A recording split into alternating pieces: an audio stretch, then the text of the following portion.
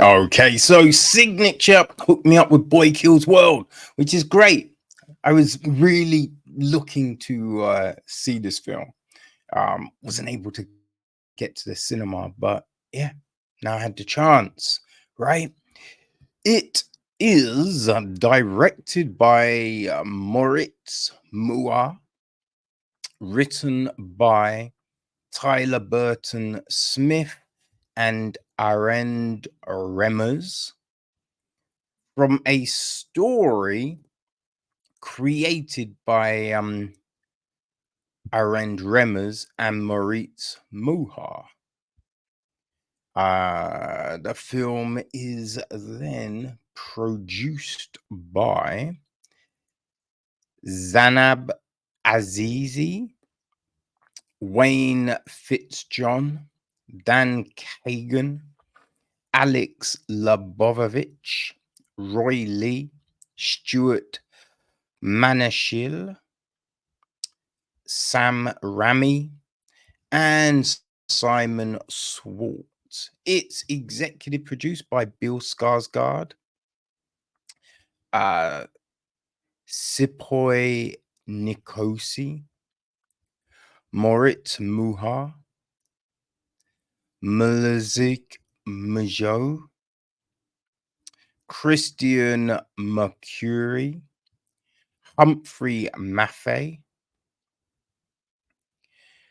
Andrew Childs, and Reza Brajedi.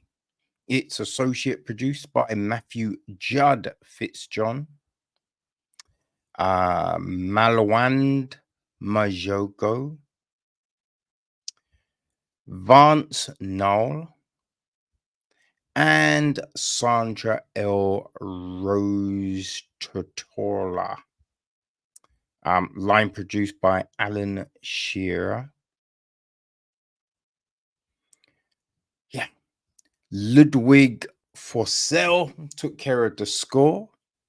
Peter Majasko was on cinematography, while Lucian Bernard edits the piece. Nancy Nayer took care of the casting. Mike Berg is production design. Art direction, we've got Kirk Duman and Charis Balasson.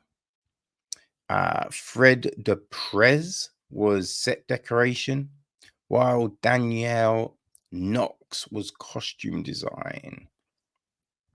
Our cast. Boy is played by Bill Skarsgård.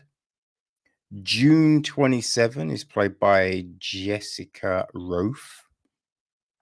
Melanie Van Der Koy, played by Michelle Dockery. Gideon Van Der Koy is played by Brett Gelman. We have got Glenn Van Der Koy, played by Charlton Copley. Hilda Van Der Koy, played by Famke Janssen. Beatrice Van Der Koy, played by Dorothy Ann Gould. We have got boys.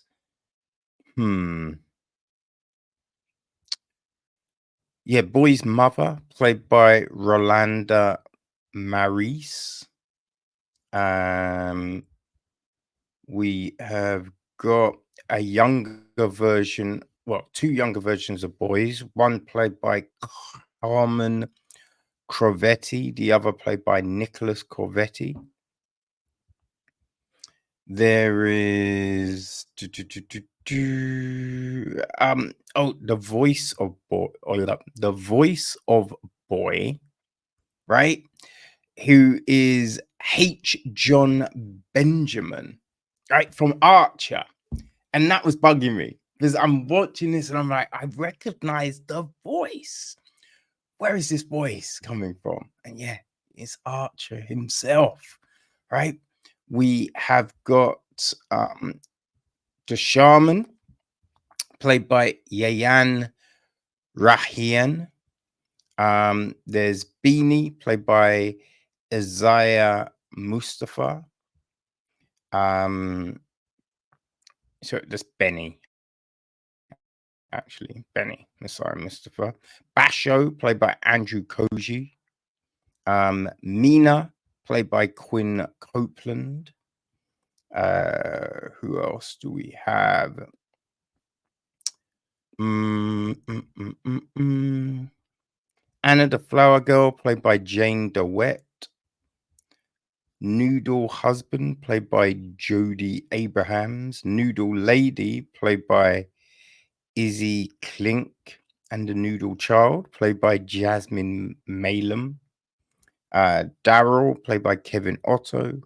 Kramer, played by Nikki Rebello. Melanie Van Der Koy's her assistant, played by Nene Butler. Her executive, played by Zanab Aziz. I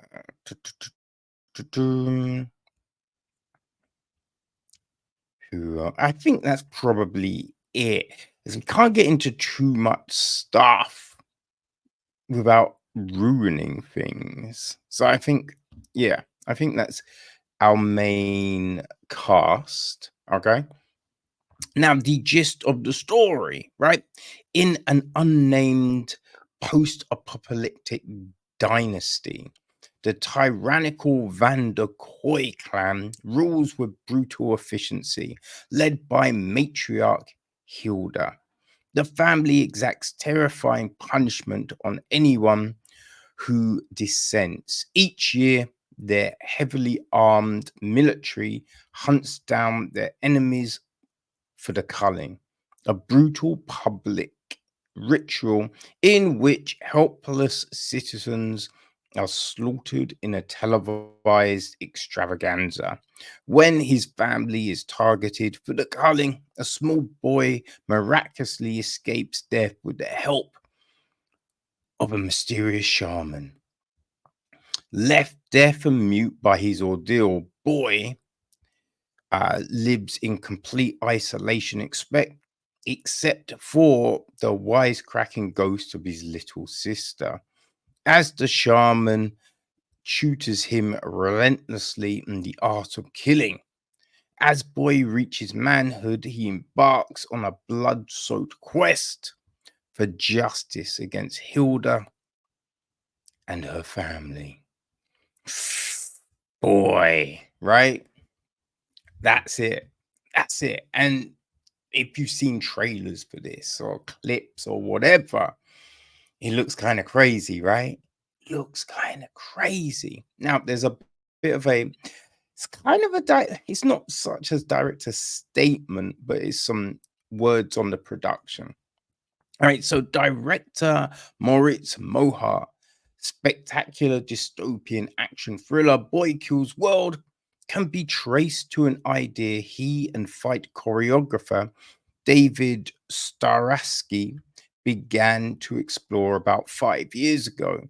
It's a simple story, says Moa, a classic revenge tale about a young man in a savage world, bent on destroying the people who murdered his family. But when he gets to the end, you're going to be shocked. We are going to take you on a strange and exhilarating journey into a world that looks quite a bit like ours, at least on the surface.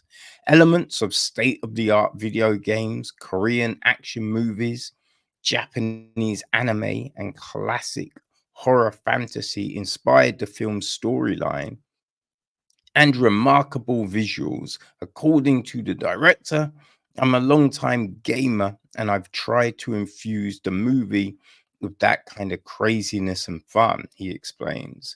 When David and I discovered that we loved the same kind of movies, we decided to remix the ideas that fascinate us and make something new and fresh. Staransky's experience in Southeast Asian martial arts has made him an in-demand fight choreographer and stunt performer whose credits include Black Widow and Kingsman: The Golden Circle. For him, Boy Kills World was an opportunity to expand into uncharted territory. Moritz's talent for creating weird and dangerous worlds allowed me to plan some spectacular stunts, things that I had imagined but never seen. He says, things that I hope will astound the audience. The pair, along with screenwriter Arend Remmers, produced a 5-minute proof of concept film for about 20,000. It starred Starasky as a deaf and mute orphan trained from childhood to become an instrument of bloody revenge. Shortly thereafter, Mohr arrived in Los Angeles to pitch their movie. One of his first meetings was with Stuart Mansell, a Hollywood manager who would become producer on the feature version. Now he goes into a few more meetings and things like that. But I think that gives the gist of it, right? We open up with, like these scenes of people, and then like there's these troops, like storm shock troops, dragging kids and people along. Right, Boy and his sister are there, and it all kind of gets laid out to you. Right, this is the culling. One time a year, this was what happens. Right, and then we see Boy training with the shaman, and we see all of this kind of, the ordeals that he has to go through. Right, which is interesting.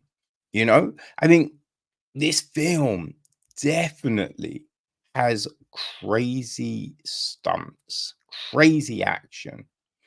It's like kind of lit in a way. You know what I mean? They're using these different colors. Right? A lot of the stormtroopers have kind of yellow on their clothing, right? It's these bright kind of colors that set certain people apart from others. You know what I mean? They're using that visual trick. It works. It works, right? And you've got these other things like these, you know, a lot of times you see like happy, shiny, bright things, right? And that's what you assume, right? That's the good stuff. But we kind of mix it up here, right? That's kind of the bad stuff. So they do those kind of things. And like, I mean, a lot of people will probably throw parallels to like John Wick here, but I think it's an amalgamation. You know what I mean? As Moa like said, it's kind of an amalgamation of so many different films, right? So many different films that you may have seen, like John Wick, Dread, The Raid, right? There was that action film with Gerard Butler in. I think it's like Game Over or Gameplay, something like that, right? There's Boss Level that came out, I think last year. I think that was like early last year. Yeah, so all of those films, you know what I mean? I think have elements of them in this, right? And I'm not saying like, no, I'm saying this copied those films, right? But I'd say if you like those films, this could speak to you. You know, I think, yeah, there's a lot of over the top stuff, right? A lot of inventive ways people die or get fucked up, right? A cheese grater definitely had me cringing. Oh my god. Like there's sometimes you see things and you're just like, no, just no. Right? That's too fucked up, man. You like, you just feel it. It is, I think it's like when a dude sees someone getting kicked in the nuts and you feel that, right? It just makes you go, oh, just that how fucking terrible that is, right? And just the cheese grater just makes you like a similar thing, but you can just like when you've grated your finger or something, right? It is not nice. So yeah, that definitely was like, oh, no. So yeah, I think there are some twists, right? There are some twists. Now, the thing with the twists, like, because I think there is something that you do suspect in this film, and you're kind of right, but from it kind of hits from a different point of view, which is just like, hmm, right? You might not have suspected it to play out like that, which is interesting. But I do feel that in being crazy, in being OTT, in trying to be big and boisterous, the film does kind of lose you in places, right? When he first meets Bosco, Bosco kind of comes from, a certain angle, right? Says some stuff, which then doesn't quite add up later on in the film, right? But you're just like, wait, if you're doing that, what was the beginning about then? Right? That was kind of odd. We've also there are scenes when they're getting fired at by machine guns, but nothing seems to hit them. And you're just like, wait, that don't make any sense. Surely you would have been hit, right? Now, they do take damage. There is that, but yeah, there's just certain scenes and scenarios where you're just like, wait, that was point blank. That was dead on. Like, I don't see how you avoid that, right? It's like doing certain maneuvers and they don't make any sense in that kind of fight, right? Because the time you do this thing, you're dead. You're fucked. It's over. You know, there are kind of things because they do throw this kind of interesting play out, right? But you're just like, okay, I can kind of get some of it, but then how would it all work? Right? That's the one thing about it. It's just like, how would that all work? Right? It's just trying to be a bit too smart, a bit too fancy. You know what I mean? The death is kind of accounted for. The muteness, maybe I missed something, but I didn't think the muteness was accounted for. Didn't necessarily make any sense, you know? That was a bit odd. Or June's helmet. Like, we don't really know what that's about. There was a really interesting thing at the beginning when they do a kind of a time jump with the character. I did really like the way they did that. I thought that was well played. That was well played. And I think you definitely have to give so many props to his imaginary sister, well, the sister ghost, right? Is the oh man, I can't think of the girl who plays her. She is really frigging good. Oh my god, she kills it. It was just really well balanced, right? Because it's just getting across the emotion and the jollity of it all, right? Because she's kind of fucked up. She's like doing all these crazy things, and Yeah, does it really well. Kind of reminds you a little bit of Hit Girl out of the first Kick-Ass film, you know what I mean? But, yeah, so, yeah, she was great. She was very good. I Everyone was really good, right? I think everyone did a good job. There was just certain characters that weren't as fleshed out as others, and so when someone does certain things, right, things happen and all of this kind of stuff, and you're like, "Okay, but why? Why would that person then do that thing?" Right? That was, yeah, that made you go, "Hmm." Like, it's just one of those parts, those components of the film that isn't necessarily as fleshed out as it could be, you know? So there is a bit of an off balance with this all. So instead of being like incredible, right? In being up there with something like the John Wick franchise or Nobody, Dread, you know what I mean? Like it's not quite there. Now I think it plays to something like boss level, right? Or oh, god damn it, I think it's gameplay or something. The Gerald Butler one. Yeah, I think that's what it's called. It's from a I think early 2000s. Yeah.